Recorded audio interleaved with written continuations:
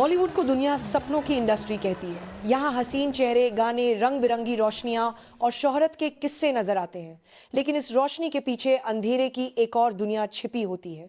ताकत का खेल, पैसों के घोटाले और जुर्म की कहानियां। इसी अंधेरे से जुड़ी एक दास्तान है सुकेश चंद्रशेखर की। वो शख्स जिसने खुद को बड़ा बिजनेसमैन और पॉलिटिकल कनेक्शन वाला बताकर सैकड़ों लोगों को ठगा। लेकिन जब उसका नाम बॉलीवुड की अदाकाराओं जैकलीन फर्नांडिस और सारा अली खान के साथ जुड़ा, तब ये कहानी मीडिया और जनता के लिए सनसनीखेज बन गई। सुकेश का ताल्लुक कर्नाटक से था। कम उम्र से ही उसमें शॉर्टकट लेकर अमीर बनने की चाह थी। 17 साल की उम्र में ही उसने धोखाधड़ी शुरू कर दी। कभी खुद को बिजनेस टाइकून, कभी बड़े नेताओं का करीबी, तो कभी इंटरनेशनल कनेक्शन वाला बताता। धीरे धीरे वो कॉन आर्टिस्ट के नाम से मशहूर हो गया। उस पर सबसे बड़ा केस तब दर्ज हुआ जब 200 करोड़ रुपए की मनी लॉन्ड्रिंग का मामला सामने आया। जैकलीन का जन्म श्रीलंका में हुआ। मॉडलिंग से लेकर मिस यूनिवर्स, श्रीलंका का ताज जीतने तक का सफर तय करने के बाद वो बॉलीवुड पहुंची।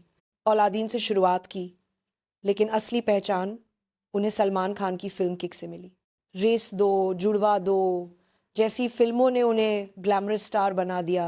लेकिन किस्मत ने उनके जीवन में एक ऐसा मोड़ लाना था जो उनकी छव्वे को हमेशा के लिए विवादों में डाल देगा।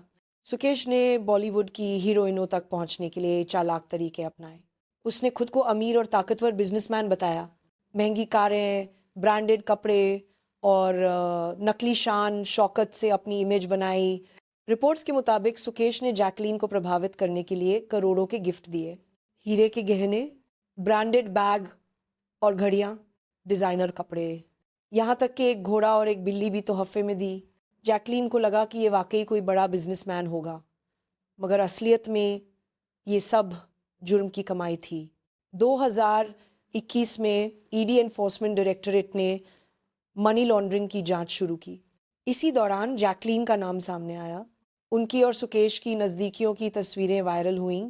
जैकलीन ने सफाई दी, मुझे सुकेश के बारे में असली सच्चाई पता नहीं थी, मुझे लगा वो सम्मानित बिजनेसमैन है। लेकिन अदालत को उनके बयान पर शक हुआ। उन्हें कई बार पूछताछ के लिए बुलाया गया और उन पर केस दर्ज हुआ कि उन्होंने अपराध की कमाई से मिले गिफ्ट स्वीकार किए। इसी दौरान एक और बड़ा नाम सामने आया, सारा अली खान। केदारनाथ और सिम्बा जैसी फिल्मों से मशहूर हुई सारा का नाम भी केस फाइल में दर्ज हुआ। रिपोर्ट्स के मुताबिक सुकेश ने उनसे भी संपर्क किया और महंगी गाड़ियां व तोहफे देने की पेशकश की। मगर सारा ने स्पष्ट कहा, मेरा सुकेश से कोई संबंध नहीं, मैं उसे जानती तक नहीं, ये सब झूठी बातें हैं। इसलिए उनके खिलाफ कोई बड़ी कानूनी कार्रवाई साबित नहीं हुई। सुकेश सिर्फ पैसों से नहीं बल्कि दिमाग से भी खेलता था। हर महिला को ये एहसास कराता कि वो खास है। अपनी नकली ताकत और दौलत दिखाकर उन्हें प्रभावित करता। जैकलीन और सारा के अलावा नोरा फतेही जैसी अदाकाराओं का नाम भी सामने आया। उसका मकसद बॉलीवुड में अपनी पावरफुल इमेज बनाना था। आखिरकार कानून ने सुकेश को पकड़ लिया। वो जेल में बंद हुआ। 200 करोड़ के मनी लॉन्ड्रिंग केस की सुनवाई आज भी जारी है। जैकलीन अब भी अदालतों के चक्कर काट रही हैं। उनका करियर इस विवाद से प्रभावित हुआ है। सारा अली खान सीधे तौर पर फंसी नहीं, लेकिन उनका नाम जुड़ना ही उनके लिए बड़ा झटका साबित हुआ। ये कहानी हमें ये सिखाती है कि बॉलीवुड की चमक दमक के पीछे कई अंधेरे छिपे होते हैं। हर ग्लैमरस चेहरा धोखेबाजों के जाल में फंस सकता है।